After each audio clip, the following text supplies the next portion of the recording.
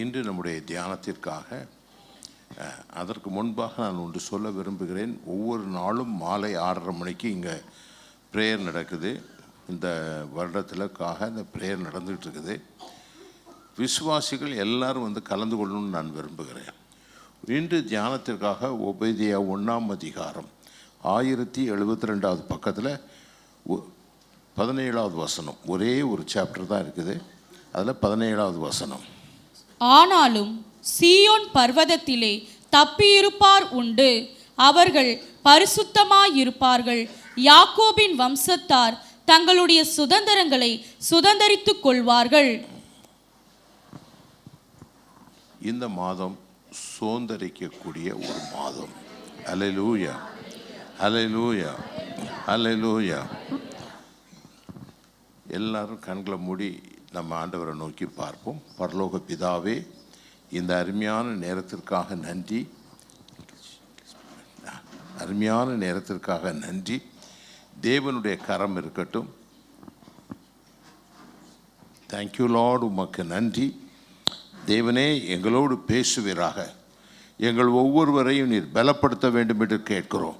பரிசுத்த ஆவியினுடைய நிறைவான பிரசனம் எங்கள் மேல் தங்கி எல்லா சத்துருடைய போராட்டங்களை இயேசு கிறிஸ்துவின் நாமத்தில் கட்டி கட்டவிழ்க்க கர்த்தர் கிருபை செய்ய வேண்டும் என்று செபிக்கிறேன். ஒவ்வொரு இருளின் அதிகாரங்களையும் நசனான இயேசு கிறிஸ்துவின் நாமத்தில் கட்டி கட்டவிழ்க்க கர்த்தர் உதவி செய்வதற்காக நன்றி. தொடர்ந்து உமது பிரசனம் இருக்கட்டும், வழி நடத்தும், ஆசீர்வதியும். தேவனுடைய இரக்கத்திற்காய் நன்றி, சமாதானத்திற்காய் நன்றி, பரிசுத்த கரத்துக்காய் நன்றி. கிருபை கிருபை கிருபை, அளவில்லாத கிருபை ஒவ்வொரு பிள்ளைகளும் இறங்கட்டும். பேசுகிற அடியான ஈன சிலுவையில் மறைத்து பேசும். தேவ வசனம் ஒரு உள்ளத்தில் கிரியை செய்யக்கூடாதபடி இருக்கும் எல்லா ஆவிகளையும் இயேசுவின் நாமத்தில் கட்டி கட்டவிழ்க்க கர்த்தர் உதவி செய்ய வேண்டும் என்று செபிக்கிறோம். தேவ கிருபையினால் நிரப்பும், ஆசீர்வதியும். இயேசுவின் மூலம் கேட்கிறோம் பிதாவே, ஆமென். மீண்டும் அந்த வசனத்தை வாசிப்போம்.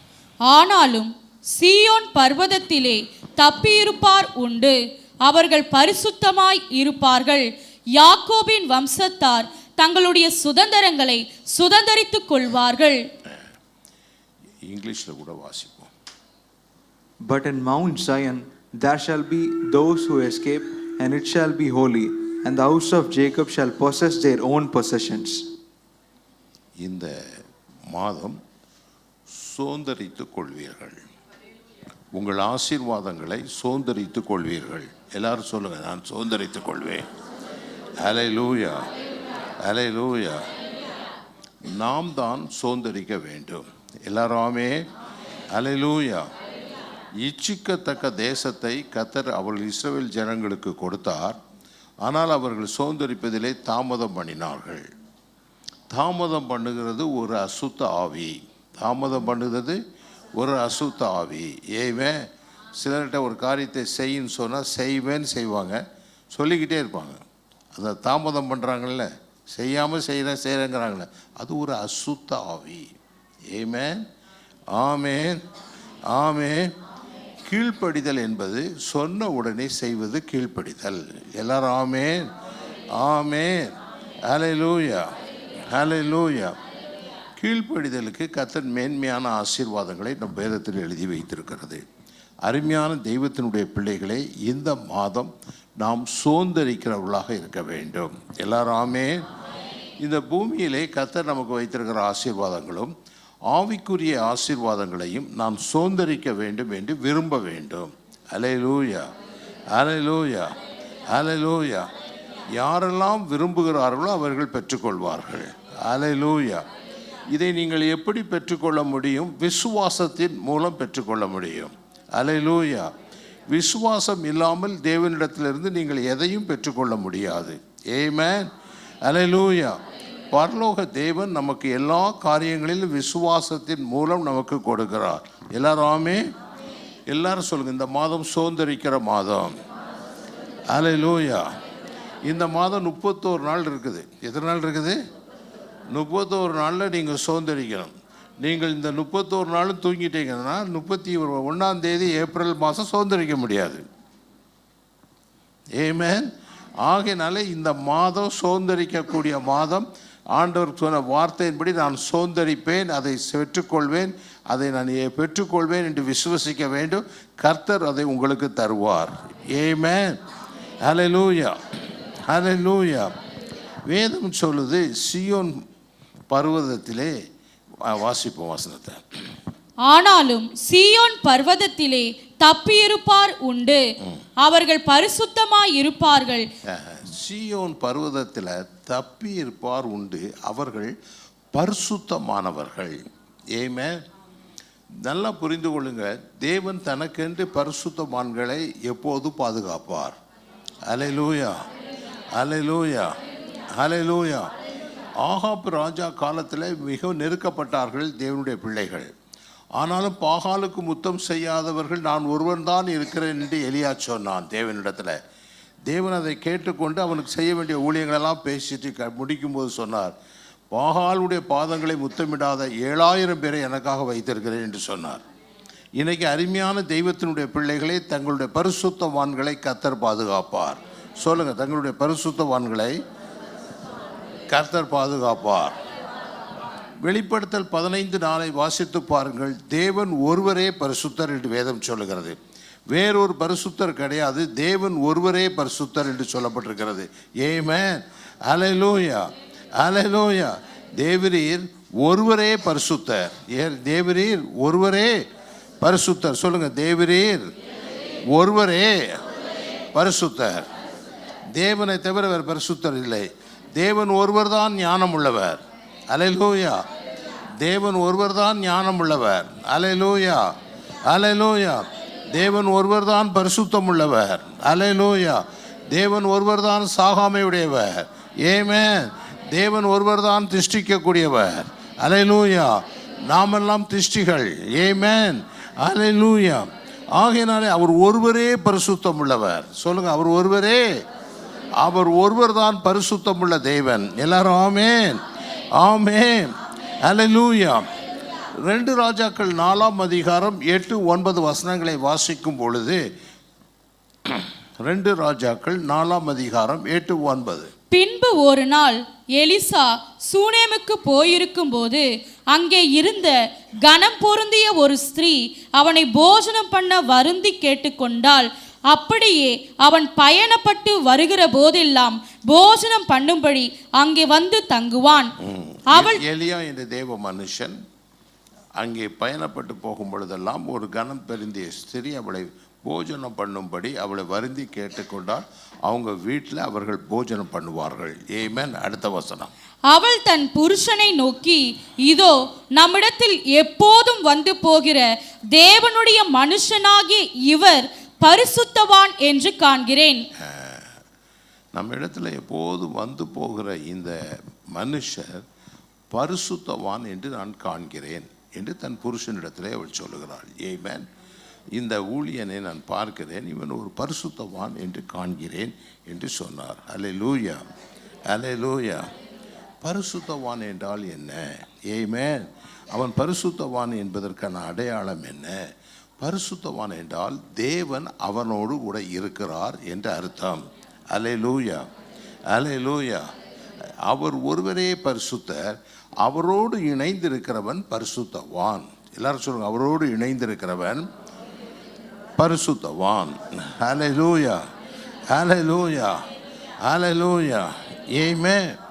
அவள் பார்த்தவுடன் அவள் என்ன செய்தா பாருங்க, அவனுக்கு உங்கள் வீட்டு மாடியில் ஒரு ரூமை கட்டி ஒரு கட்டில் போட்டு அந்த கட்டில் பக்கத்தில் அவள் உட்காருவதற்கு ஒரு மேஜையும் நாற்காலியும் போட்டு ஒரு குத்து வழக்கு கொடுத்து அவர் எப்போ வந்தாலும் இங்கே தங்கலான்னு சொல்லி அவர் கையில் சாவியை கொடுத்துட்டாள்.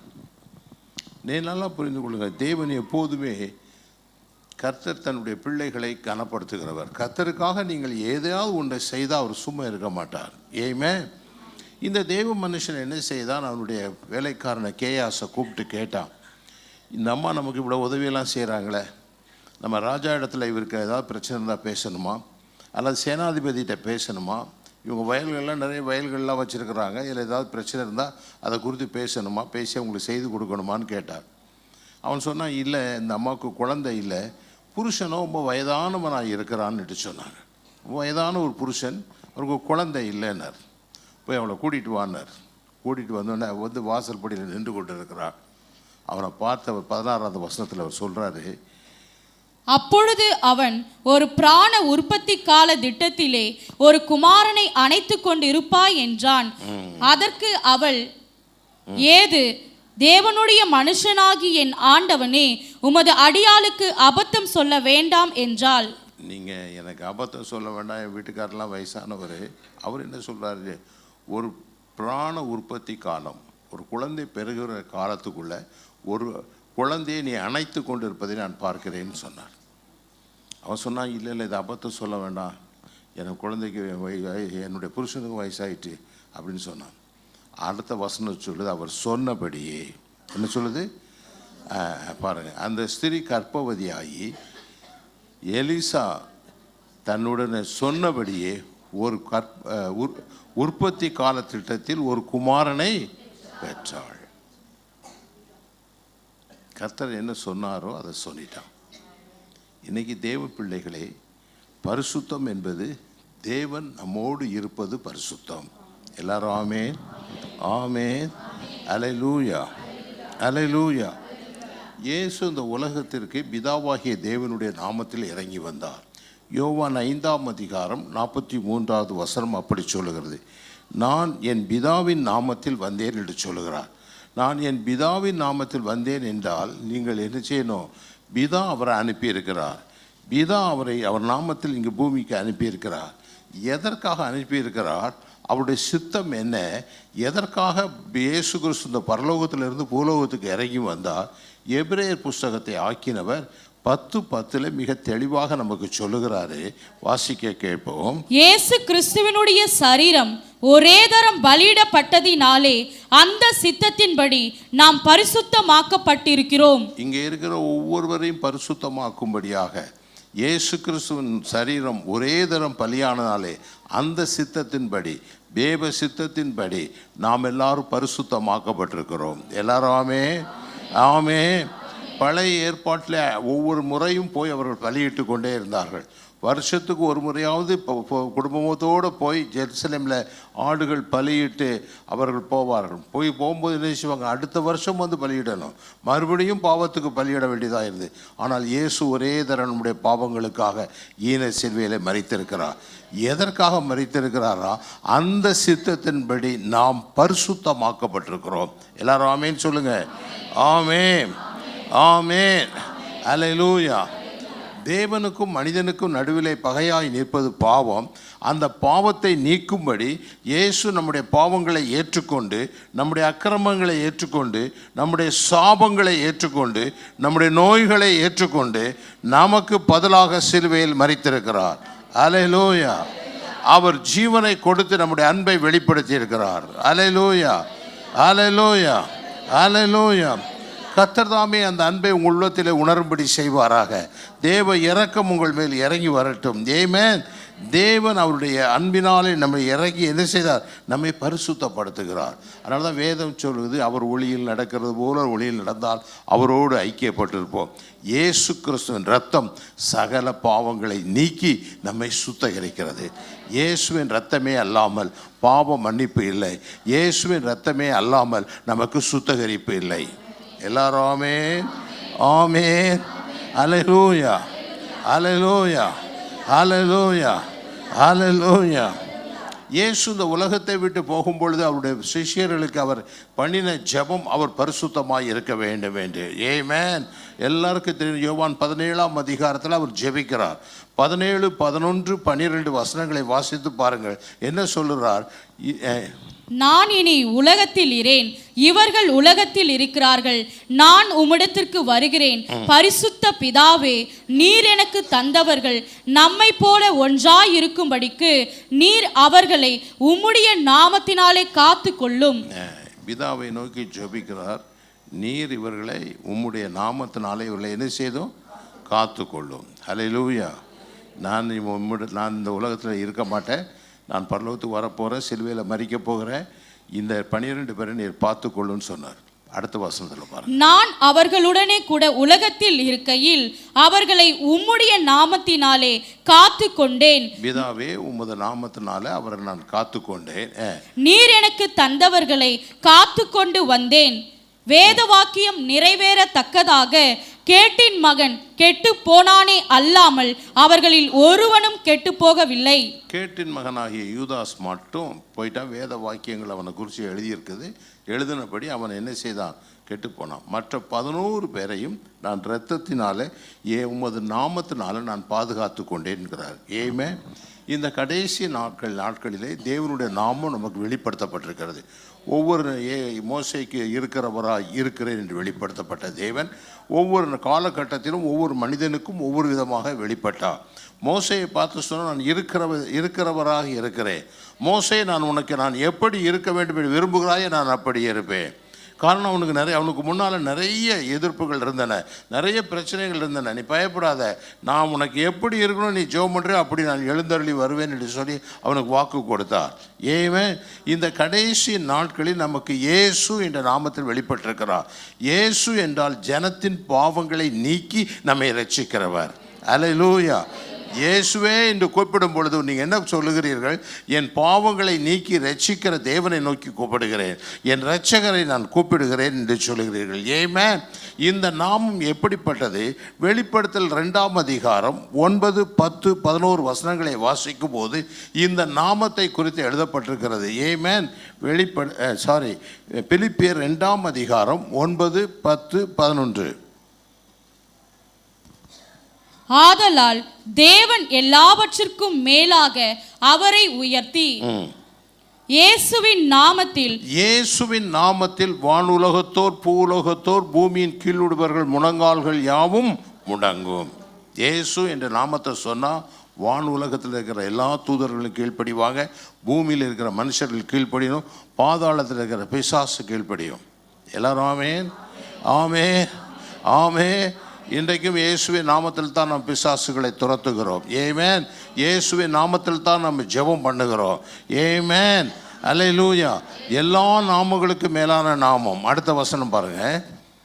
பிதாவாகிய தேவனுக்கு மகிமையாக இயேசு கிறிஸ்து கர்த்தர் என்று நாவுகள் யாவும் அறிக்கை பண்ணும்படிக்கும் எல்லா நாமத்திற்கும் மேலான நாமத்தை அவருக்கு தந்தருளினார். எல்லா நாமங்களுக்கு மேலான நாமத்தை அவருக்கு தந்தருளினார். எல்லாரும் ஆமென், ஆமென்.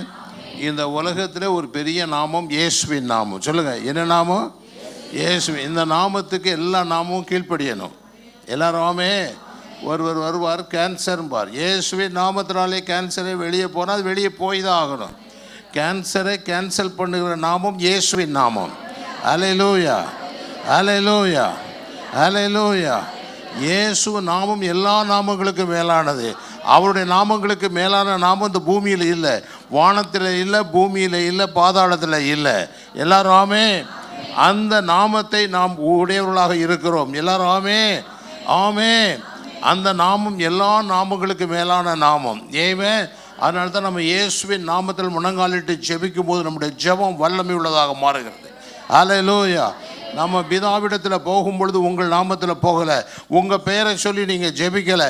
இயேசுவின் மூலம் கேட்கிறோம் பிதாவே என்று சொல்லுகிறோம். இயேசுவின் நாமத்தை கூப்பிட்டது நிமித்தம் உங்கள் ஜெபத்திற்கு பதில் வருகிறது. எல்லாரும் ஆமென், ஆமென்.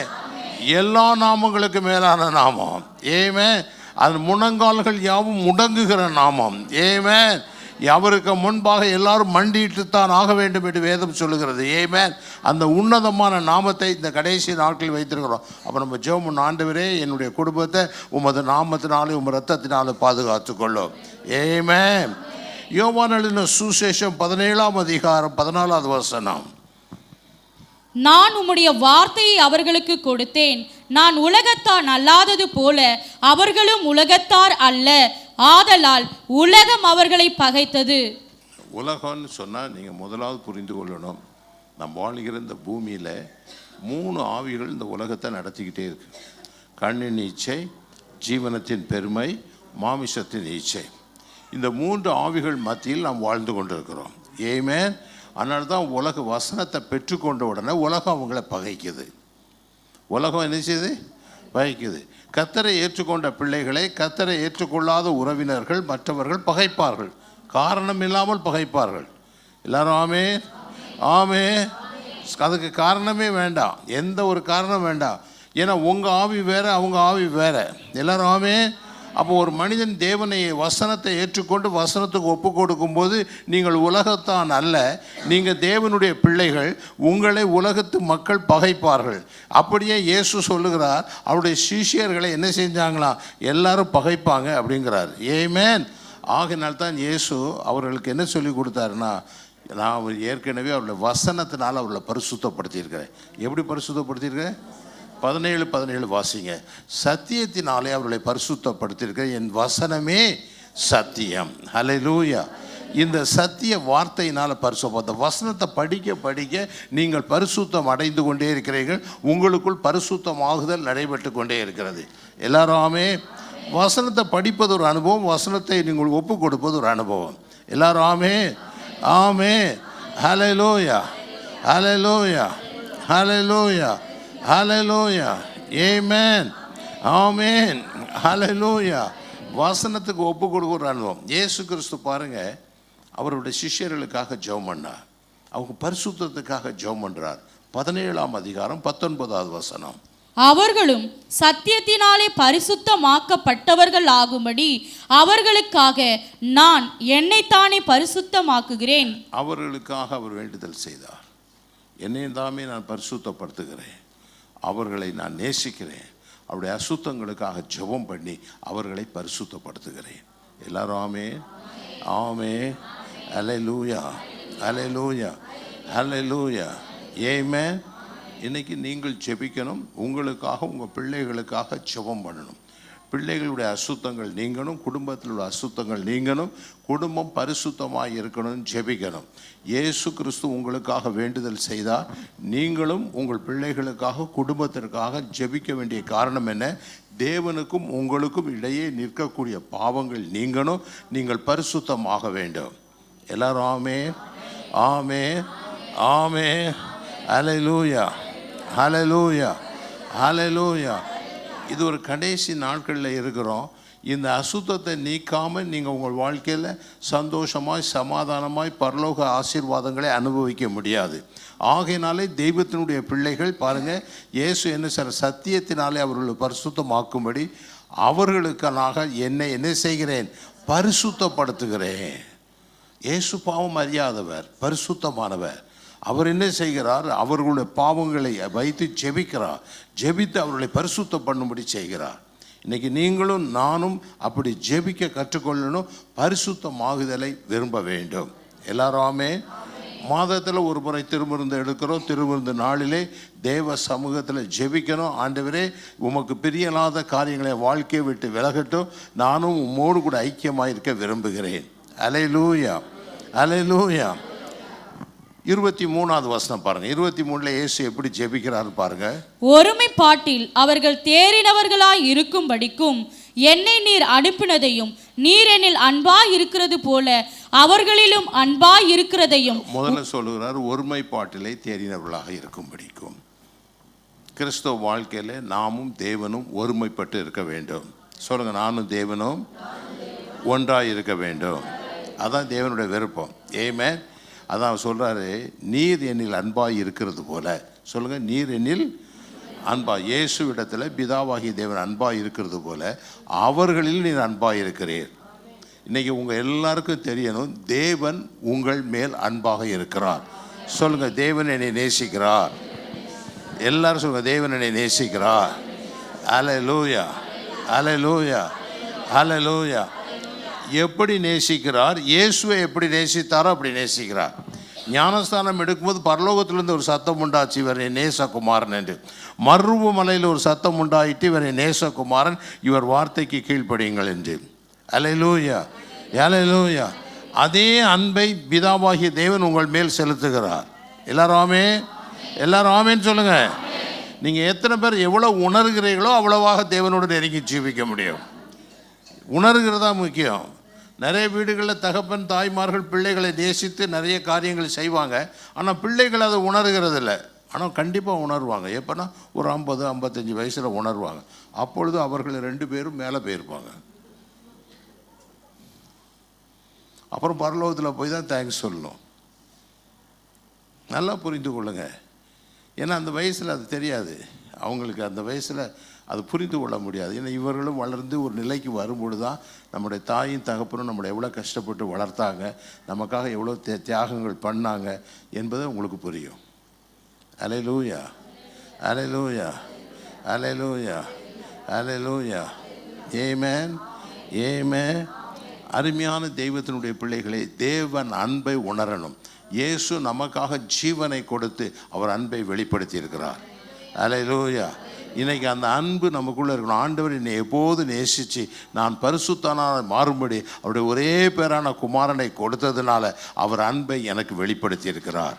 எல்லாரும் சொல்லுங்க, நான் இயேசுவை நேசிக்கிறேன், இயேசுவை நேசிக்கிறேன், இயேசுவை நேசிக்கிறேன்.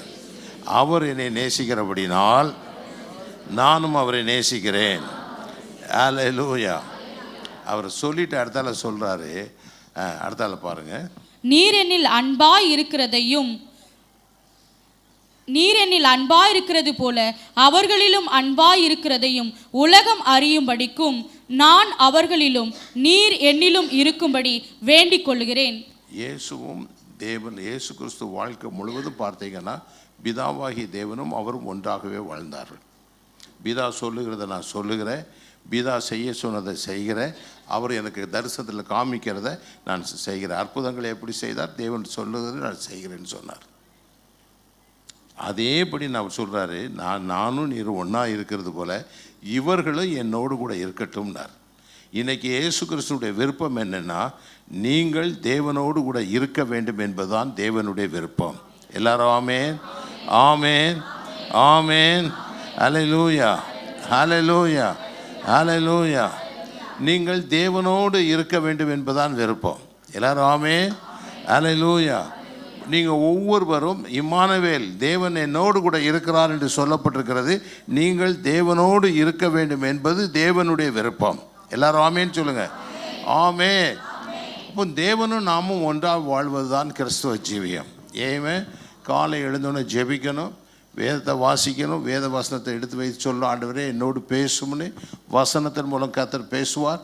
இன்றைக்கி வாக்கியத்தை படித்த உடனே இந்த வசனங்களெல்லாம் ஆண்டவர் என்னோட பேசியிருக்காரு விசுவசிக்கணும்.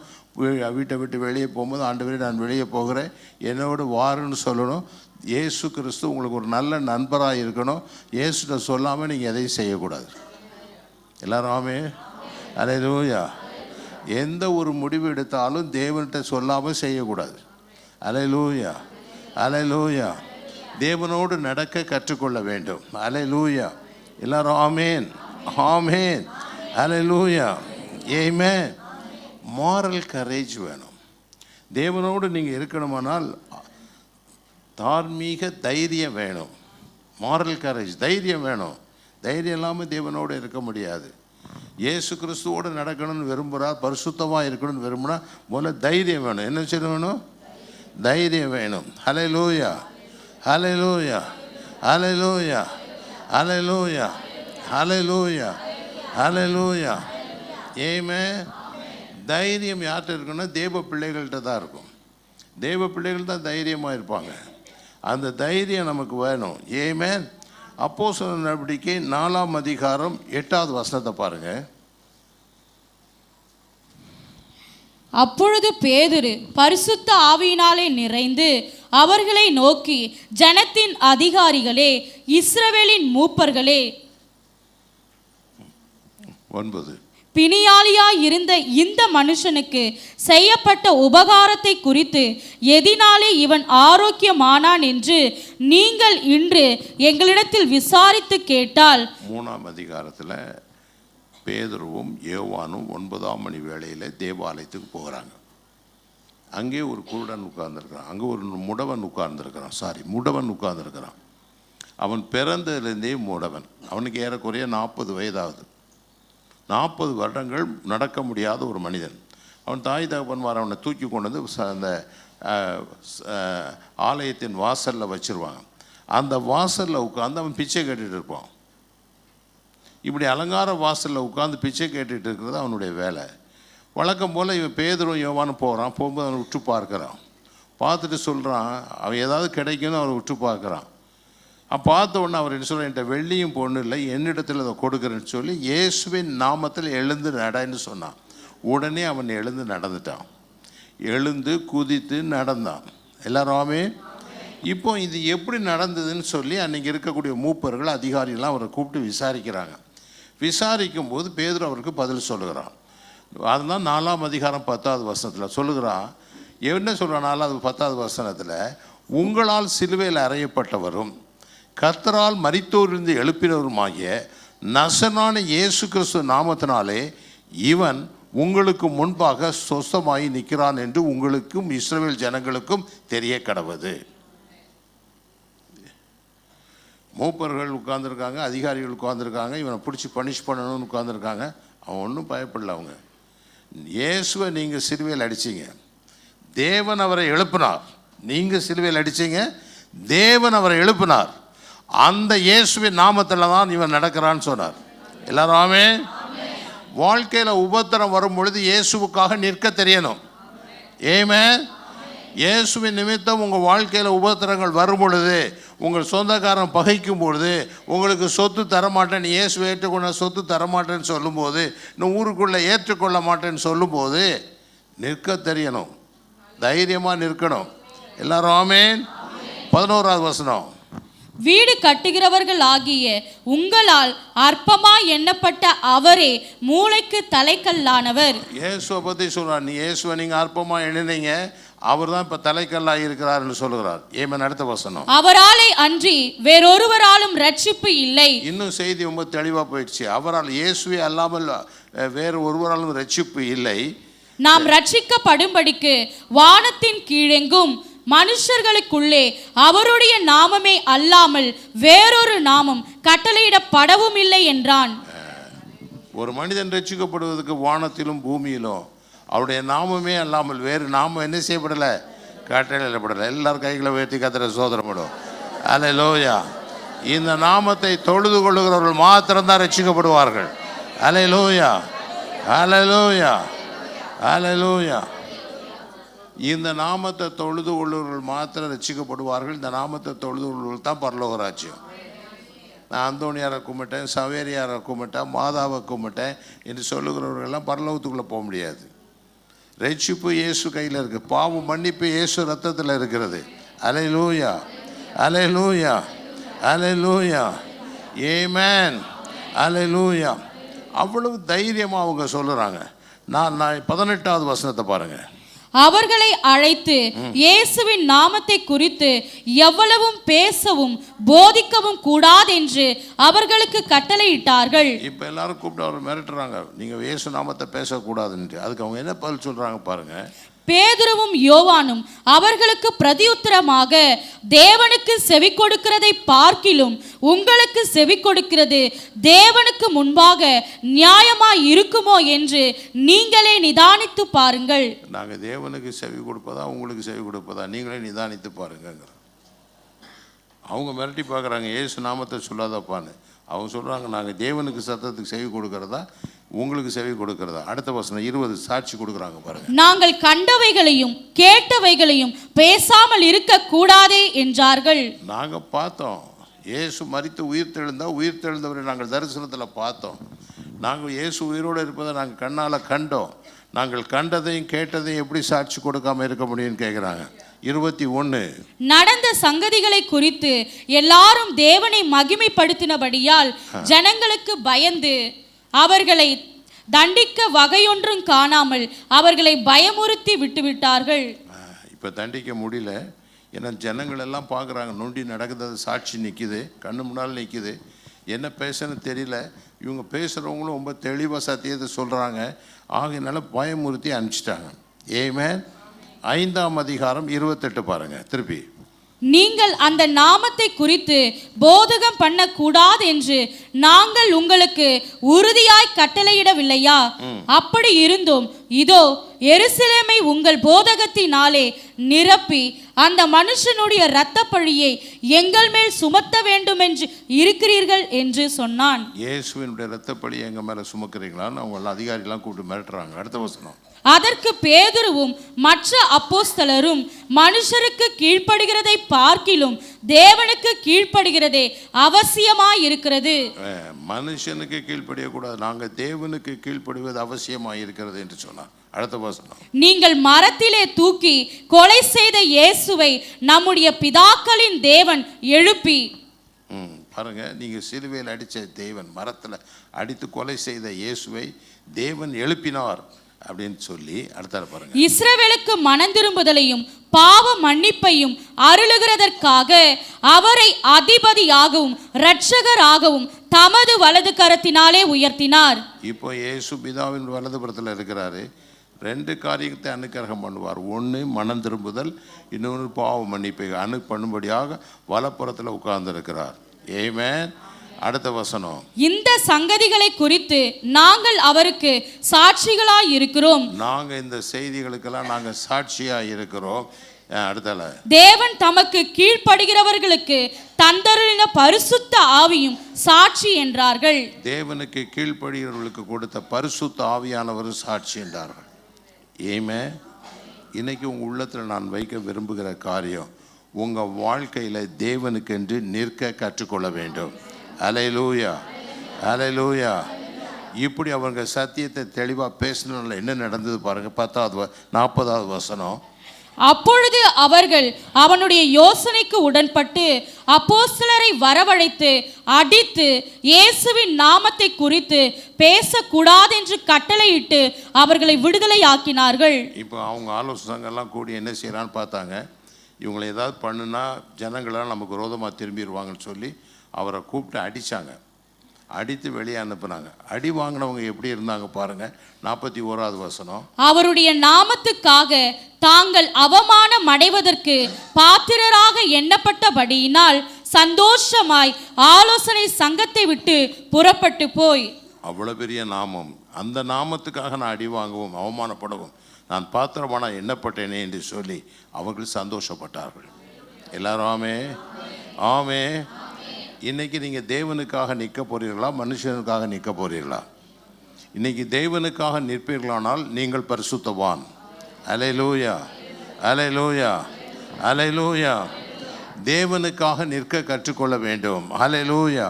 கிறிஸ்துவத்திலே நீங்கள் இயேசுவை ஏற்றுக்கொண்டது நிமித்தம் உபத்திரங்கள் வரும், வாதைகள் வரும், உங்களை நெருக்கலாம், உங்களை பார்த்து இல்லாது பொல்லாது சொல்லலாம். அப்போது நீங்கள் என்ன செய்யணும்? இயேசுவுக்காக நிற்க கற்றுக்கொள்ளணும். அப்பொழுது நீங்கள் பரிசுத்தவானாக இருக்க முடியும். ஆமென், ஆமென், அல்லேலூயா. மூன்றாவது, தேவனுடைய சுவாபத்தை தரித்து கொண்டால் நீங்கள் தேவனோடு நடக்க முடியும். ஆமென். நீங்கள் சுவாபம் உடனே வராது. நீங்கள் ஜெபிக்க ஜெபிக்க, வேதத்தை படிக்க படிக்க ஆவியின் கனிகளாகிய 9 கனிகளும் உங்களுக்குள்ள வர வேண்டும். கலாத்தியர்கள் நிருபம் 5ஆம் அதிகாரம் 22 ஆவியின் கனிகளோ என்று சொல்லுகிறது. ஆவியின் கனிகள் என்ன?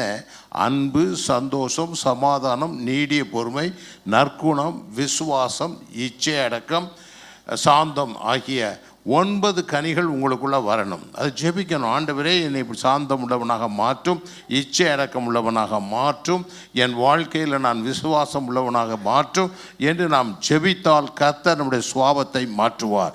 இதுக்கெல்லாம் மூல காரணம் என்ன? அன்பு. தெய்வீக அன்பு நமக்குள்ள வரணும். வசனத்தை படித்து கீழ்ப்படிய கீழ்ப்படிய தேவ அன்பினால் நீங்கள் நிரப்பப்படுவீர்கள். எல்லாரும் ஆமென், ஆமென், அல்லேலூயா, அல்லேலூயா, ஹல்லேலூயா, ஹல்லேலூயா. இன்றைக்கி ஒரு தீர்மானம் பண்ணுங்கள். குடும்ப ஜெபம் பண்ணணும். குடும்பமாக ஒரு நேரத்தை குறித்து எல்லாரும் கணவன் மனைவி பிள்ளைகள் சேர்ந்து ஜெபிக்கணும். அது மிக முக்கியம். குடும்ப ஜெபம் இல்லாத வீட்டில் இன்றைக்கி தீர்மானம் பண்ணுங்கள். நான் காலையிலேயோ மாலையிலேயோ ஒரு நேரம் குடும்பமாக நாங்கள் சேர்ந்து ஜெபிப்போம். எல்லாரும் ஆமென். பிள்ளைகள் குடும்ப ஜெபத்தில் பிள்ளைகள் உங்களோடு இருக்கணும். எல்லாரும் ஆமென். அந்த சிறு பிள்ளைகளை உங்கள் வைத்து கொண்டு செவிங்க, கர்த்தர் உங்களை ஆசீர்வதிப்பாராக. ஆமென். 1 பேதுரு 1ஆம் அதிகாரம் 14, 15, 16 சொல்கிறாரு. அழகாக சொல்கிறார் பாருங்க. நீங்கள் முன்னே உங்கள் அறியாமையினாலே கொண்டிருந்த இச்சைகளின்படி இனி நடவாமல். கீழ்ப்படுகிற பிள்ளைகளாய் இருந்து. இச்சையின்படி நடக்கக்கூடாது. கண் இச்சையில், மாமிச இச்சையில், குடியில், வெறியில், கஞ்சாவில், போதனை பொருட்களில், பீடி குடிக்கிறது போன்ற இச்சையிலிருந்து விடுதலை ஆகணும். சொல்லுங்கள், எதிலிருந்து விடுதலை ஆகணும்? இச்சையிலிருந்து, பீடி குடிக்கிறதுலேருந்து, கஞ்சா போடுகிறது, இந்த பான் பராக்கு போன்ற பொது பொருட்கள் பயன்படுத்துறதுலேருந்து, எல்லா உலகத்தினுடைய இச்சையில், கண்ணின் இச்சையிலிருந்து எல்லாவற்றின் கீழ் நடவாமல் நீங்கள் என்ன செய்யணுமா? இனி நடவாமல் கீழ்ப்படுகிற பிள்ளைகளாய், தெய்வ வசனத்துக்கு கீழ்ப்படுகிற பிள்ளைகளாய்.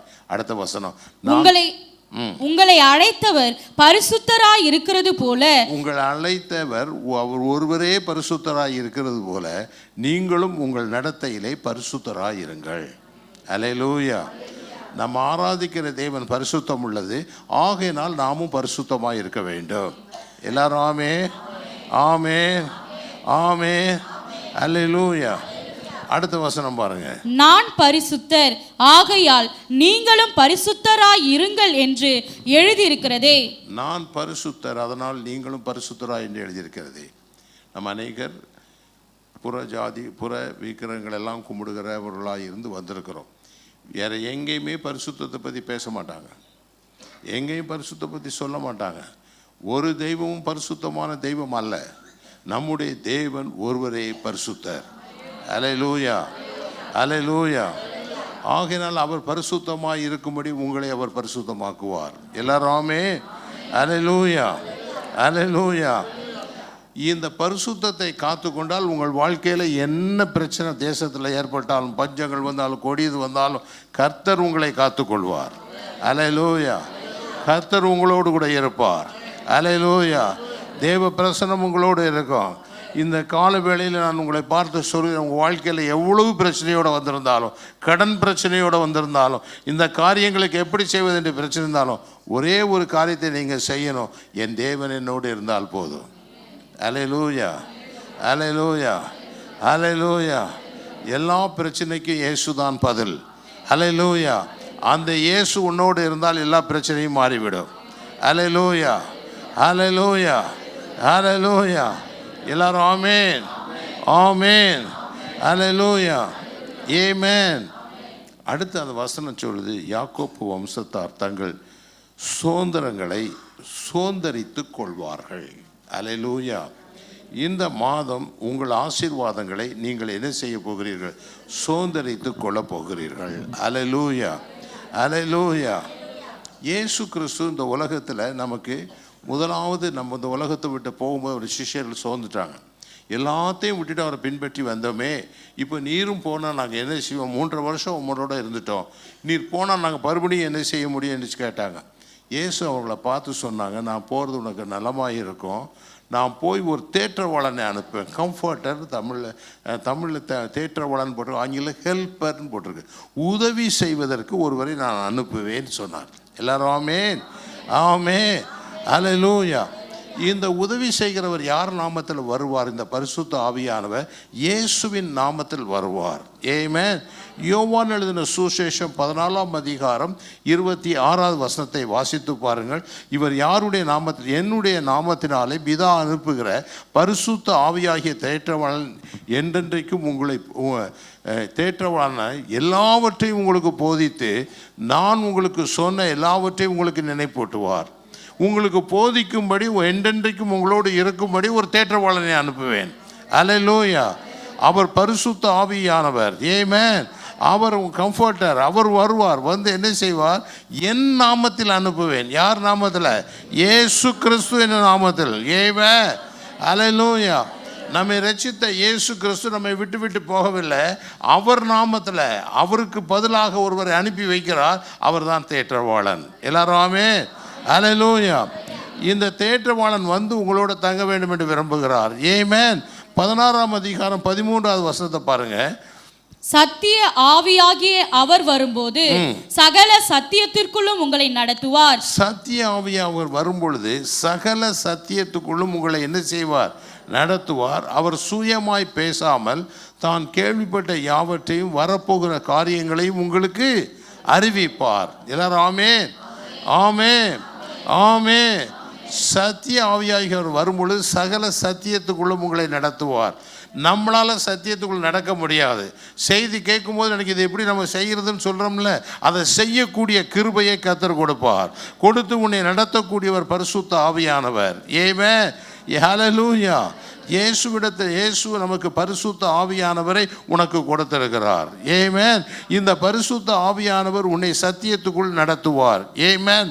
அடுத்த வசனம் பாருங்க.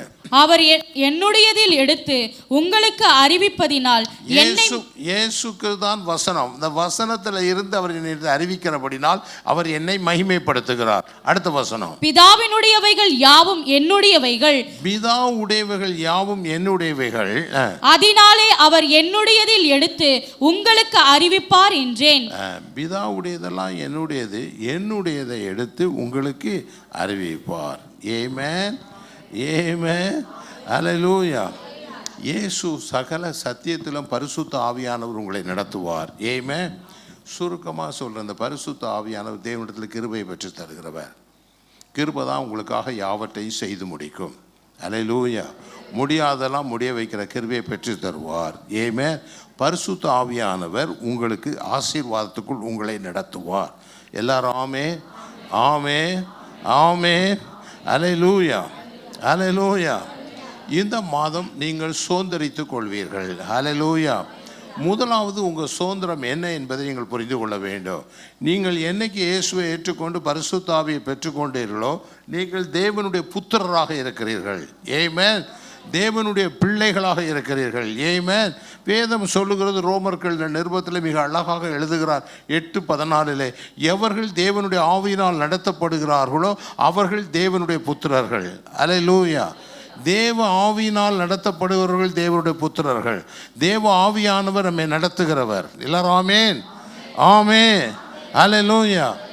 நம்மை நடத்துகிறவனா நமக்கு ஆலோசனை சொல்கிற கைடு, நம்மளை நடத்துகிற இந்த பூமியில் எதை செய்யணும் எதை செய்யக்கூடாது, எங்கே போகணும் வரணும் எல்லாவற்றையும் உங்களை சொல்லுவதற்கு ஒரு கைடு இருக்கார். அவர் தான் பரிசுத்த ஆவியானவர். காரணம், நீங்கள் இந்த உலகத்தை சார்ந்தவர்கள் அல்ல, பரலோகத்தை சார்ந்தவர்கள். அல்லேலூயா. எல்லாரும் ஆமென், ஆமென்.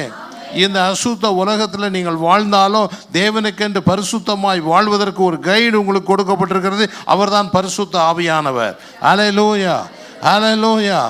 எவர்கள் ஆவியினால் நடத்தப்படுகிறார், ஆவியின் நடத்துதல் தேவை. ஆமென். இயேசு கிறிஸ்து ஆலயத்துக்கு கொண்டு வருகிறார்கள். சிமியோன் பெறப்பட்டு வருகிறான், தேவ ஆவியினால் உந்தப்பட்டு வருகிறான். ஆமென். ஆவியின் நடத்துதல் சபைக்கு தேவை. எல்லாரும் சொல்லுங்க, ஆவியின் நடத்துதல் உங்கள் ஒவ்வொருவருக்கும் தேவை. அல்லேலூயா. ஆவியார் நடத்துகிறாரா? நடத்துகிறார். எல்லாரும் ஆமென், ஆமென், ஆமென். உள்ள சத்தம் கேட்கு. நீ கொஞ்சம் அமைதலாக இருந்தால் சத்தத்தை கேட்டுக்கலாம். கொஞ்சம் அமைதலாக இருந்து சத்தத்தை கொஞ்சம் நேரம் அவர் சமூகத்தில் உட்கார்ந்தா அவர் உள்ளான மனுஷனில் பேசுவார். இன்னர் மேனில் பேசுவார். இன்னர் மேனில் உங்களுக்கு ஒரு ஃபீலிங் கொடுப்பார். சில காரியங்கள் செய்யும் முதல்ல செய்யும்போதே எனக்கு அது மனசு சரியில்லைங்க சொல்கிறீங்களே, அப்படின்னா என்ன அர்த்தம்? நீங்கள் செய்கிற காரியம் ஆவியானவருக்கு உடந்தை இல்லை. தேவன் உங்களை தடுக்கிறார், ஏதோ மனசில் ஒரு இது காரியம் கொடுக்குறார். ஏன் போய் கொஞ்சம் நேரம் உட்காந்து ஜெபம் பண்ணுறது? ஆண்டவரே உமக்கு சித்தமானால் இது நடக்கட்டும், நீ பேசுன்னு சொல்லி ஜெபம் பண்ணி பாருங்கள். அது கர்த்தருக்கு சித்தம் இல்லைன்னா உங்களுக்கு ஸ்ட்ராங் ஆகும். இல்லைன்னா சமாதானம் வரும். சமாதானம் கேடாவே இருக்குன்னா நிறுத்திடுங்க. சமாதானம் வந்தால் இப்போ சமாதானம் வரும் வரைக்கும் காத்துருங்க. ஆவியானவர் நடத்துகிறவர். உங்கள் வாழ்க்கை வெற்றிகரமாக இருக்கணும்னா நிச்சயமாக ஆவியின் நடத்துதல் தேவை. எல்லாரும் சொல்லுங்கள், ஆவியின் நடத்துதல் தேவை. ஹல்லேலூயா. ஆவியானவர் ஏவுவார். இதை செய், இங்கே போ, இங்கே உட்காரு, இதை பண்ணு அப்படின்னு சொல்லுவார். எல்லாத்தையும் பேசுவார். நம்ம அதை கேட்கறதில்ல. அதை கேட்டீங்கன்னா ரொம்ப வித்தியாசமாக இருக்கும். வெகு நாட்களுக்கு முன்பாக நான் விசுவாசியாக இருந்த நாளில் ஒரு நாள் சேட்பட் பிரிட்ஜில் வந்துக்கிட்டு இருக்கிறேன். நான் பொதுவாக அதிகமாக பணம் பைக்கில் வச்சுருக்க மாட்டேன். அன்றைக்கு கையில் பணம் இருக்குது. ஆவியானவர் திட்டமாக பேசுகிறாரு, இந்த சந்துக்குள்ளே போ, இங்கே ஒரு பாஸ்டருக்காரருக்கு உதவி செய். நான் அப்படியே போகிறேன். அப்படியே ஜோம் பண்ணிக்கிட்டே அந்த போனேன். நான் நேராக போக வேண்டியது. அன்னைக்கு அந்த சந்துக்குள்ளே திரும்பி அப்படியே ஜோம் பண்ணிக்கிட்டே போகிறேன். ஒரு இடத்துல நின்று ஒரு பாஸ்டருக்கான இந்த வீடு தான் காமிச்சாங்க. வீட்டுக்குள்ளே போனேன், கதவை தட்டினேன். ஒரு அம்மா வந்து திறந்தாங்க. நான் பாஸ்டரை பார்க்கணுன்னு. இப்படி தான் பேசுகிறேன். இது வாசல் இப்படி இருக்குது இன்னும் வச்சுக்கோங்களேன். கொஞ்சம் தள்ளி ஒரு சின்ன பார்ட்டிஷன். உள்ளே இருந்து ஒரு சத்தம் கேட்குது, நான் யாரையும் பார்க்க விரும்பலைன்னு. நான் யாரையும் பார்க்க விரும்பலை அப்படின்னு ஒரு சத்தம் அங்கேருந்து பயங்கரமாக சத்தமாக கேட்குது. இந்த அம்மா வாசலில் நிற்கிறாங்க, அவங்க மனைவி.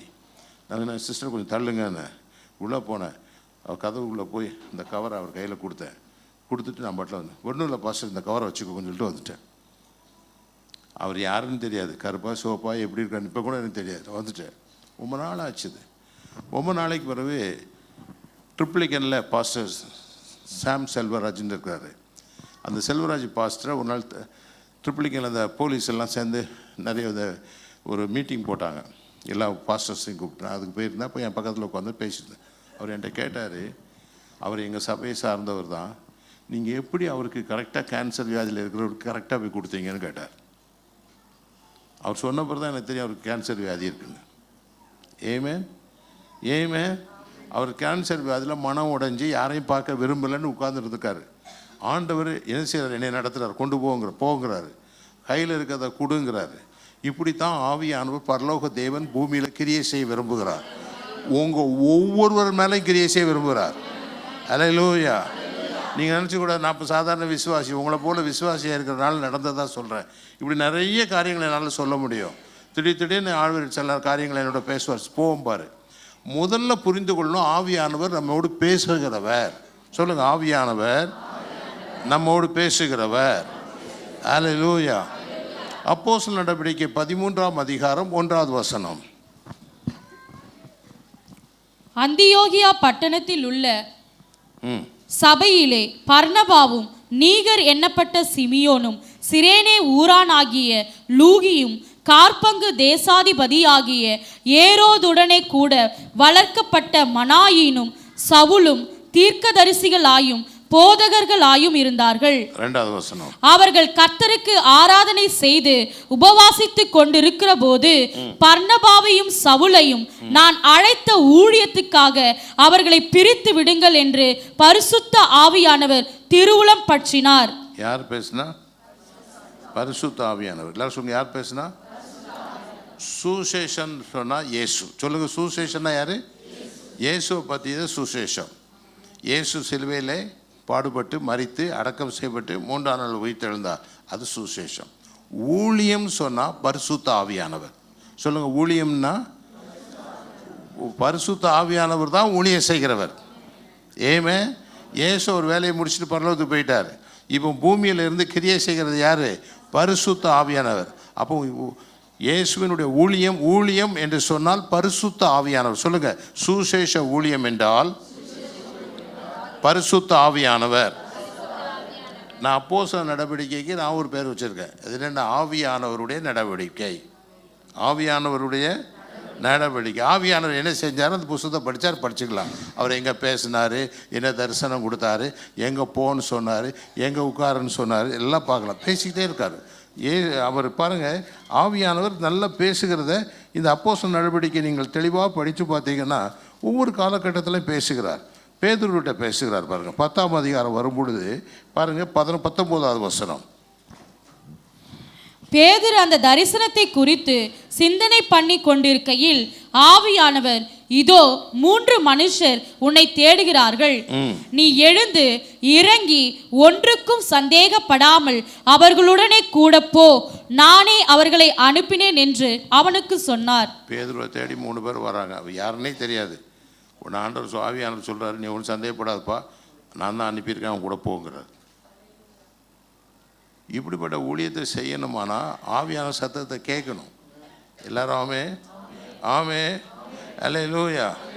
எத்தனை பேருக்கு நான் சொல்லுவது புரியுது? ஆவியானவர் பேசுகிறவர். அல்லேலூயா. உங்களோடு இடைப்படுகிறவர். அல்லேலூயா. உங்களை பலப்படுத்துகிறவர். அல்லேலூயா. அப்போ இந்த ஆவியானவருடைய நடத்துதல் உங்களுக்கு தேவை. எல்லாரும் ஆமேன். எல்லாரும் சொல்லுங்க, இந்த ஆவியை நடத்துதல் நமக்கு தேவை. ஏமே ஆவியானவர் சத்தத்தை நம்ம கேட்கணும். எல்லாரும் ஆமேன் ஆமே அல்லேலூயா. எல்லா காரியத்துக்கும் ஜெபிக்கணும். ஆண்டவரே என்னோடு பேசும்னு சொல்லணும். அவர் இன்னர் மேனில் பேசுவார், உங்களை உணர்த்துவார். பைபிள் எடுத்து படிக்கும்போதே சில வசனத்தை கொடுப்பார். அந்த வசனத்தை படிக்கும்போது உங்களோடு பேசுவார். எல்லாரும் ஆமே ஆமே, அல்லேலூயா. ஆனால் ஏதோ ஒரு வழியில் உங்களோட பேசுவார். ஒன்றுமே இல்லைன்னா ஒரு ஆட்டோ போகும், அதில் ஒரு வசனம் இருக்கும், அது மூலம் பேசுவார். ஆட்டோக்காரன் பாருங்கள் எவ்வளோ உதவி செய்கிறாங்க. அதுக்காக கர்த்தருக்கு ஸ்தோத்திரம். அங்கே அவன் பின்னால் ஒரு வசனத்தை எழுதி வச்சுட்டு போயிருப்பான். நீ அப்படியே மனம் கலங்கி வந்துட்டு இருப்ப, கலங்காதேன்னு இருக்கும் அங்கே வசனம். அதை பார்த்தோன்னே கலக்க நின்றும். அப்போ கர்த்தர் எப்படியாவது பேசுவார், வேத வசனத்தை கொண்டு பேசுவார்.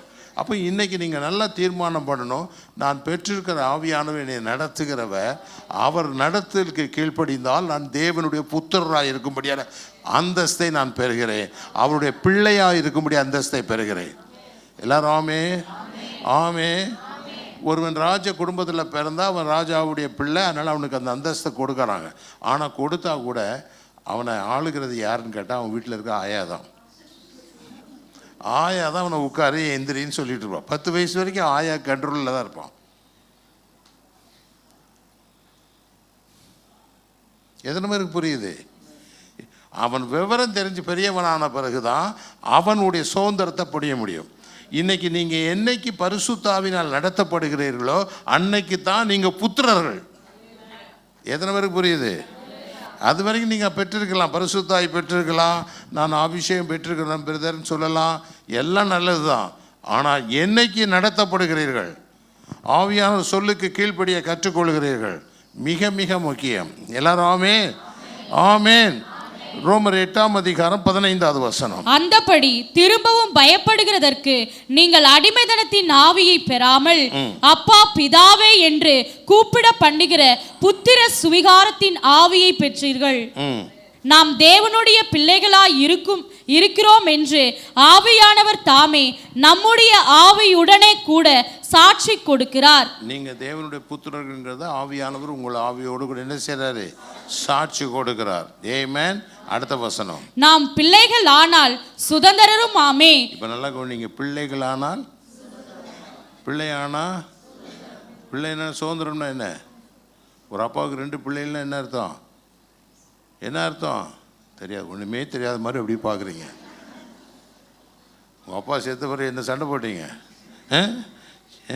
எனக்கு கொஞ்சம் எங்கள் அம்மா நகையில் ஒரு இம்டி ஒரு கம்மல் குறைஞ்சிட்டு ஒரு தோளாக்கு குறைஞ்சிட்டுலாம் சொன்னோம்ல, அதை தான் சொல்கிறேன். நமக்கு உரிமை இருக்குல்ல, நமக்கு ரைட்ஸ் இருக்குல்ல. நம்ம என்னைக்கு புத்திரராகிறோமோ அன்னைக்கு தேவனுடைய சுதந்திரத்தை எல்லாம் சுதந்திரிக்கக்கூடிய வல்லமை நமக்கு இருக்குது, சுதந்திரம் இருக்குது. பரலோக சுதந்திரம் உங்களுக்கு இருக்கிறது. சொல்லுங்கள், பரலோக சுதந்திரம் எனக்கு இருக்கிறது. யாரும் நான் ஒன்றும் இல்லைன்னு சொல்லிடாதீங்க.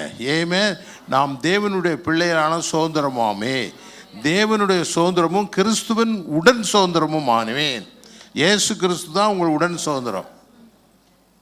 ஒரு ஆம்பளை பிள்ளை பிறந்ததுன்னு ஒருத்தர் செய்தி சொல்கிறார். என் பக்கத்தில் இருக்கிறவர் சொல்கிறாரு, இனிமேல் சண்டை தான் அப்படின்னார். என்னடா இவர் ஆம்பளை பிள்ளை பிறந்தா சண்டைங்க? அவருக்கு ஏற்கனவே ஒரு பையன் இருக்கான், இது 2வது பையன், அவருக்கு நிறைய சொத்து இருக்குது, அதனால் சண்டை தான் அப்படின்னார். அவர் ரொம்ப சுருக்கமாக பேசுகிறவர். ஆம்பளை பிள்ளை பிறந்து நல்ல செய்தி சொன்னால் இவர் சண்டை தான் அப்படிங்கிறார். 2 பங்கு இல்லை அப்படின்னாரு அடுத்தால. அப்போ தான் எனக்கு புரிஞ்சுது. ஏமே, அப்போ நல்லா புரிந்து கொள்ளுங்க, உலகத்தில் தேவ பிள்ளைகளுக்கு லிமிட்டு தான்.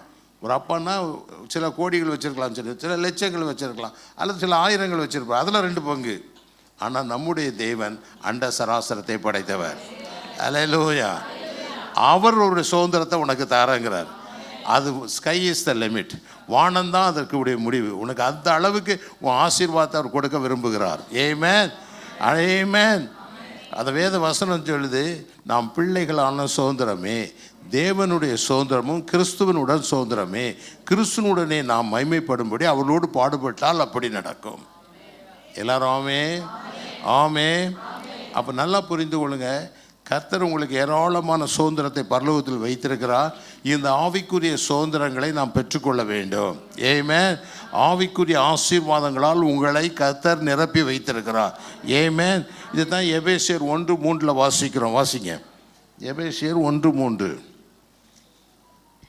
நம்முடைய கர்த்தராகிய இயேசு கிறிஸ்துவின் பிதாவாகிய தேவனுக்கு ஸ்தோத்திரம். அவர் கிறிஸ்துவுக்குள் உன்னதங்களிலே ஆவிக்குரிய சகல ஆசீர்வாதத்தினாலும் நம்மை ஆசீர்வதித்திருக்கிறார். ஆவிக்குரிய சகல ஆசீர்வாதங்களினாலும் உங்களை என்ன செய்திருக்கிறாரு? ஆசீர்வதிச்சிருக்கார். அப்போ இந்த மாதம் நம்ம சுதந்திரிக்க போகிறோம். என்ன சொல்லுங்க? நான் சுதந்திரிப்பேன். கர்த்தர் எனக்கு சுதந்திரத்தை கொடுப்பார். அல்லேலூயா, அல்லேலூயா, அல்லேலூயா, அல்லேலூயா. கர்த்தர் எனக்கு சுதந்திரங்களை ஆசீர்வதித்து கொடுக்கிறதுனால நான் சுதந்திரிப்பேன். இந்த மாதம் அநேக நன்மைகளை நீங்கள் பொசஸ் பண்ணும்படி கர்த்தர் உங்களுக்கு உதவி செய்வார். எல்லாரும் ஆமேன் சொல்லுங்க. ஆமேன், ஆமேன். ஏசாயா 14ஆம் அதிகாரம் 1-2.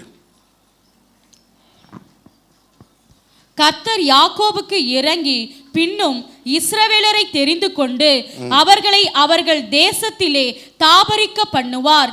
அந்நியரும் அவர்களோட சேர்க்கையாகி யாக்கோபின் வம்சத்தோடே கூடிக்கொள்வார்கள். அடுத்த வசனம். ஜனங்கள் அவர்களை அழைத்து கொண்டு போய் அவர்கள் ஸ்தானத்தில் விடுவார்கள். எங்க கொண்டு விடுவாங்க? ஸ்தானத்தில். நீங்கள் ஒருவேளை புத்திரராக இல்லாமல் இருந்தால் இன்னைக்கு நீங்கள் என்ன செய்யணும்? முதல்ல உங்களை பரிசுத்தருக்கான தேவனுக்கு முன்பாக நான் பரிசுத்தமாக நடக்கணும். ரெண்டாவது அவருடைய புத்திரராக இருக்கிறேன் என்கிறத உணர்ந்து ஆவியானவர் என்னை நடத்தணும்னு விரும்பணும். அவர் ஸ்தானத்தில் கொண்டு விடுவார்கள்.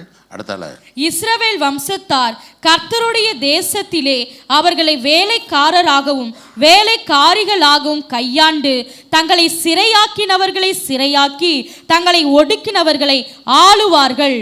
சிறையாக்கினவர்களை சிறையாக்கி ஒடுக்கினவர்களை ஆளுவார்கள். இந்த மாதம் உங்கள் சிறையறுப்பிலிருந்து விடுதலையாக்கி உங்களை ஒடுக்கினவர் கையிலிருந்து விடுதலையாக்கி நீங்கள் ஆளுகிறவர்களாக மாறுவீர்கள். எல்லாருமே அல்லேலூயா.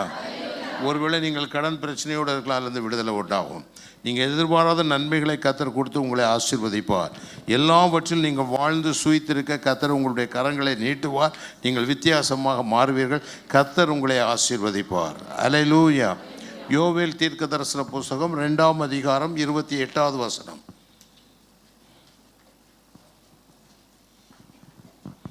யோவேல் 2:28. நான் மாமிசமான யாவர் மேலே என் ஆவியை ஊற்றுவேன், அப்பொழுது உங்கள் குமாரர்கள் என்ன செய்வார்கள்? குமாரத்திகள் தீர்க்க தரிசனம் சொல்லுவார்கள். ஏமே பரிசுத்த ஆவின் அபிஷேகம் வரும்பொழுது நீங்கள் என்ன சொல்லுவீங்க? தீர்க்க தரிசனம் சொல்வீர்கள். உங்கள் மூப்பர்கள் சொப்பனம் காண்பார்கள், உங்கள் வாலிபர்கள் தரிசனம் அடைவார்கள். நல்ல கவனிங்க. அபிஷேகம் பெற்றிருக்க பிள்ளைகளே, கர்த்தர் உங்களோடு பேசுவார், தீர்க்க தரிசனமாய் பேசுவார். அல்லேலூயா. மூப்பர்கள் எல்லாம் சொப்பனத்தின் மூலம் கர்த்தர் பேசுவார். ஏமேன். வாலிபர்களுக்கு தரிசனம் உண்டாகும். ஏமேன். அவங்களை அறியாமலே இப்படிப்பட்ட காரியங்களை செய்ய வேண்டும் என்ற தரிசனத்தை கொடுப்பார். இது பரிசுத்த ஆவியினால் உண்டாகும். இந்த கடைசி நாட்களில் யாருக்கு அபிஷேகம் கொடுக்கப்படும்? மாமிசமான யாவர் மேலே என் ஆவியை ஊற்றுவேன். பரிசுத்த ஆவி எதற்காக கொடுக்கப்படுகிறது? உங்களை தேவனோடு நடத்தும்படியாக, பரிசுத்தமாக இருக்கும்படி உங்களுக்கு பரிசுத்த ஆவி கொடுக்கப்படுகிறது. ஒரு அசுத்தமான மனிதன் இயேசுவை ஏற்றுக்கொள்ளும் பொழுது அவன் மேல் பரிசுத்த ஆவி இறங்குகிறான். எல்லாரும் ஆமே, ஆமே, அல்லேலூயா, அல்லேலூயா. எல்லாரும் பரிசுத்த ஆவி பெறணும்னு விரும்பணும். நான் ஒரு கிராமத்தில் நின்று பிரசங்கம் சாட்சி சொல்லிக்கிட்டு இருக்கிறேன். அந்த உள் கிராமம் நின்று சாட்சி சொல்கிறேன். அந்த ஊர் எப்படின்னா கொஞ்சம் பயங்கரமான ஊர். செருப்பை கழட்டி போட்டால் பாஸ்டர் பக்கத்தில் செருப்பை கழட்டாங்க பாரு. ஏன்னா கழட்டிட்டு கண்ணை மூடனோம்னா திறந்து பார்த்தா செருப்பு இருக்காது. அந்த ஊருக்காரங்களுடைய வேலையே இந்த ஹை டென்ஷன் வயர் போகுது பார்த்தீங்களா, 440 வாட்ஸ்ன்னு போட்டிருக்கான் பார்த்தீங்களா, அதை கட் பண்ணி விற்கிறது தான் அவங்க வேலை. அதனால் அந்த ஊரே அப்படி தான். நான் போட்டுட்டு காக்கி பேண்ட் போட்டுட்டு எங்கள் பாஸ்டர் நாங்கள்லாம் போகிறோம். உள்ளே போன உடனே விட்டுட்டு ஓடிட்டான் அந்த ஊர். அந்த அரக்கோணம் பாஸ்டரோட, எங்கள் பாஸ்டர் அரக்கோணம் பாஸ்டர் அவர் கூட்டிகிட்டு போகிறேன். ஊரே காலி ஆகிடுச்சு. என்ன கேட்டால் போலீஸ் வந்துடுச்சுன்னு. அப்புறம் போய் இவர் போலீஸ் இல்லை, இவர் போலீஸ் இல்லை, இவர் இயேசுவை பற்றி சொல்ல வந்திருக்காரு அப்படின்னு. அப்புறம் கொஞ்ச நேரம் உட்காந்துருந்தேன். அப்புறம் தான் கொஞ்சம் ரிட்டர்ன் ஆச்சு. நல்லா கவனிங்க. அங்கே போய் நான் சாட்சி சொல்கிறேன். சாட்சி சொல்லிக்கிட்டு இருக்கும்போது ஒரு பொண்ணு தண்ணி எடுத்துகிட்டு வந்தா. நின்று கேட்டுக்கிட்டே இருந்தா. குடத்தை போட்டு பரிசுத்த ஆவியில் நிரம்பிட்டான். அன்றைக்கி அநேகர் பரிசுத்த ஆவினால் நிரப்பப்பட்டாங்க. இன்றைக்கி அருமையான தெய்வத்தினுடைய பிள்ளைகளே, கர்த்தர் யாவர் மேலே ஆவியை ஊற்ற ஆவலாக இருக்கிறார். நீ விரும்பணும், எனக்கு அபிஷேகம் வேணும்னு விரும்பணும்.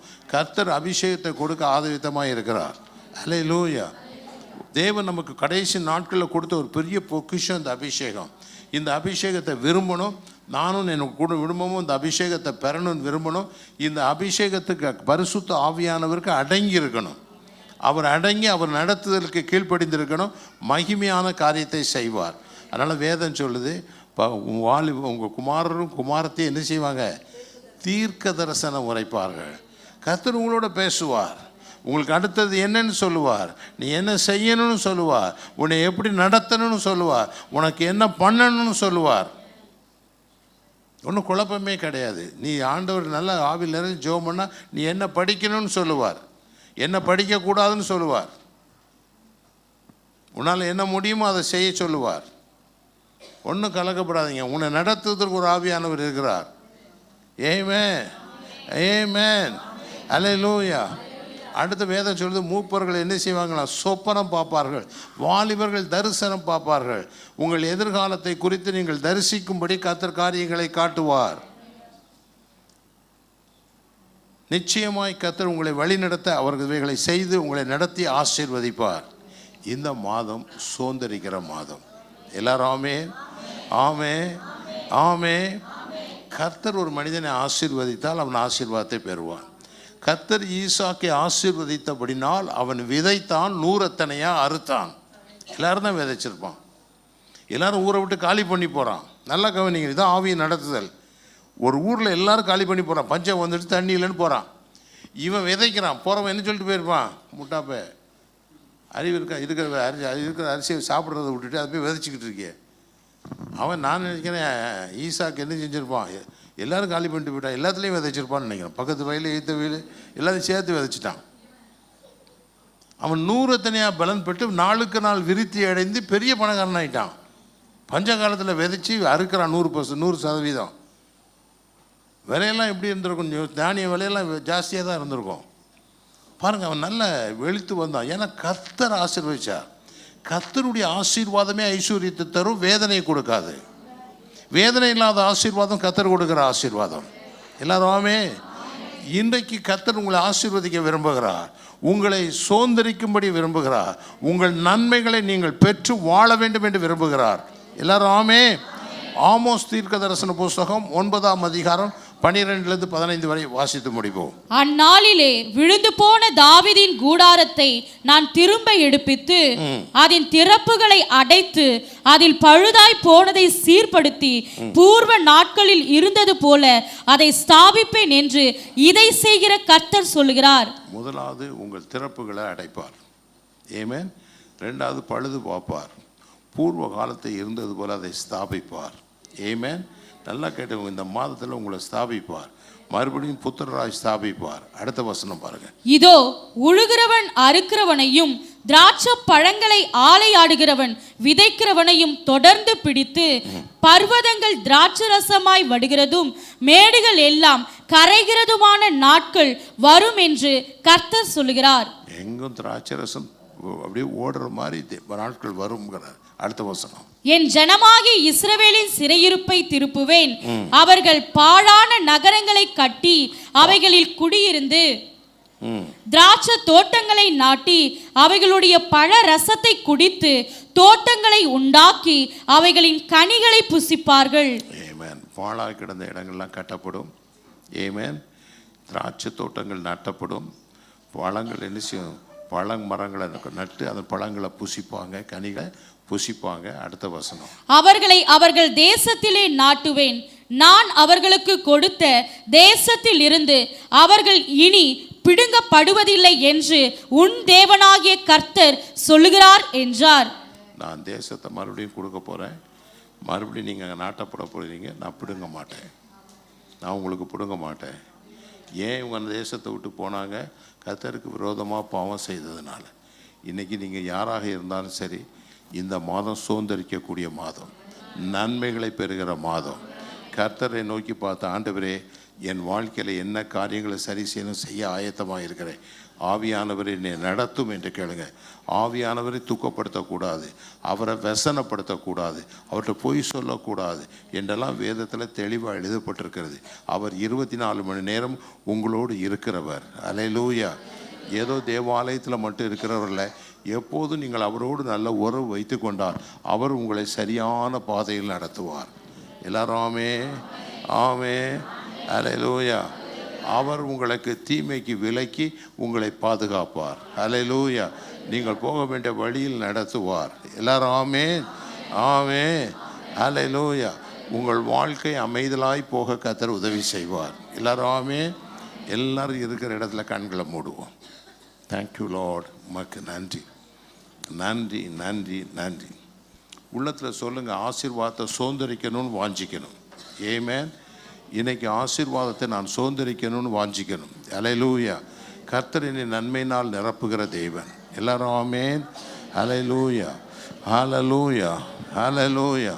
Thank you Lord. உமக்கு நன்றி ஆண்டவரே. ஓ உமக்கு நன்றி நன்றி நன்றி நன்றி நன்றி ஆண்டவரே. Thank you Lord. Thank you thank you thank you thank you Lord. உமக்கு நன்றி ஆண்டவரே. உமக்கு நன்றி. Thank you thank you Lord. உமக்கு நன்றி நன்றி நன்றி நன்றி. Thank you Lord. உமக்கு நன்றி நன்றி நன்றி நன்றி. Thank you Lord. மாட்சிமை தொழுவோம் அவர் தூதி மகிமை வல்லமையாம் இயேசுவுக்கே மாட்சிமை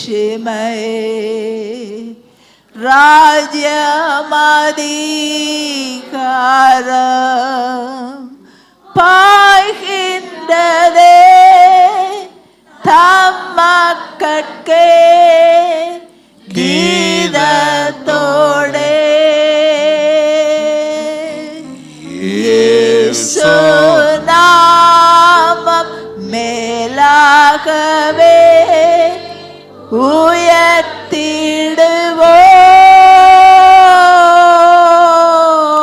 எல்லாரும் அப்படியே எழுந்து நிற்போம். வாருங்கள் உயர்த்திடுங்கள் இயேசு ராஜனை.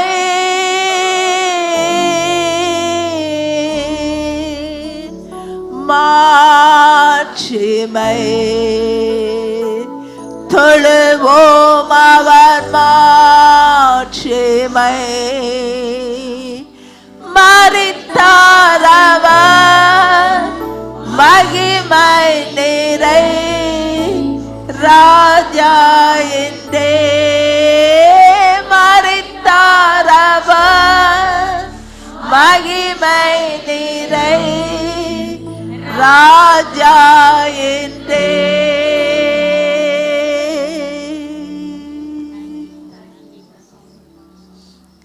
கர்த்தர் நல்லவர். He is a good God. Amen. He is a good God. Thank you Lord. Thank you. நீங்கள் தேவனுடைய புத்திரர்கள், அவருடைய சொந்த புத்திரர்கள், இயேசுவினுடைய உடன் சுதந்திரவாளிகள். எல்லாரும் சொல்லுங்க, இயேசுவோடு உடன் சுதந்திரவாளிகள். அவர் எல்லா நன்மைகளையும் உங்களுக்காக வைத்திருக்கிறார். Thank you Lord. Thank you Lord. உங்களோட அவிசுவாசம் சோர்வுகள் எல்லாம் விலகட்டும். ஆண்டவரை நோக்கி பாருங்க. இன்னைக்கு ஆண்டவர் உங்களை பிரகாசிக்க பண்ணுவார். உங்கள் இருள் விலகட்டும், வெளிச்சம் உண்டாகட்டும். Thank you Lord.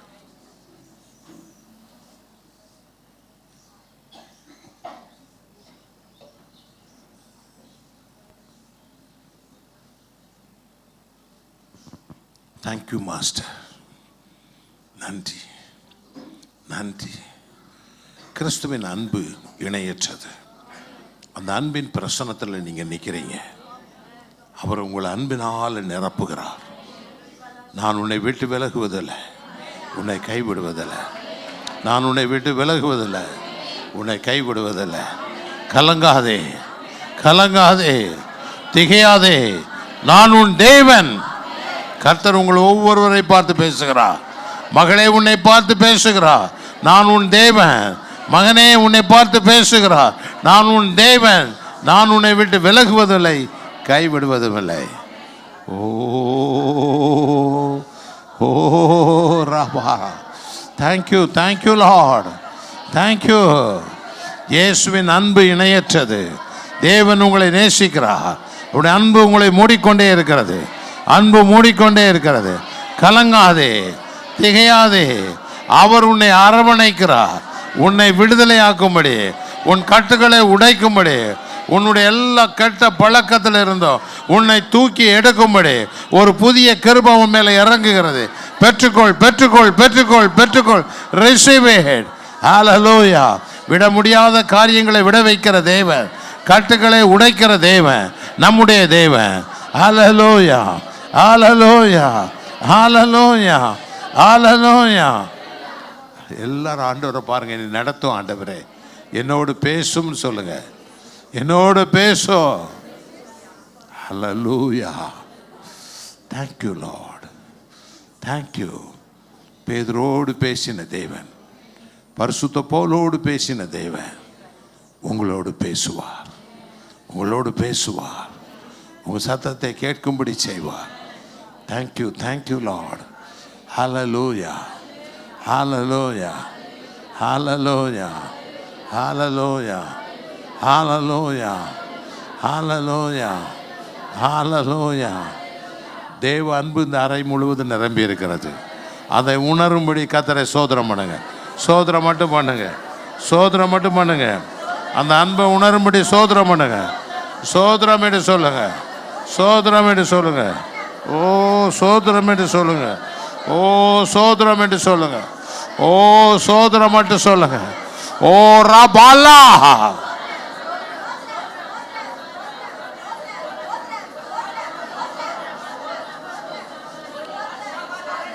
நீங்கள் அவருடைய பிள்ளைகள், அவருடைய புத்திரர்கள்.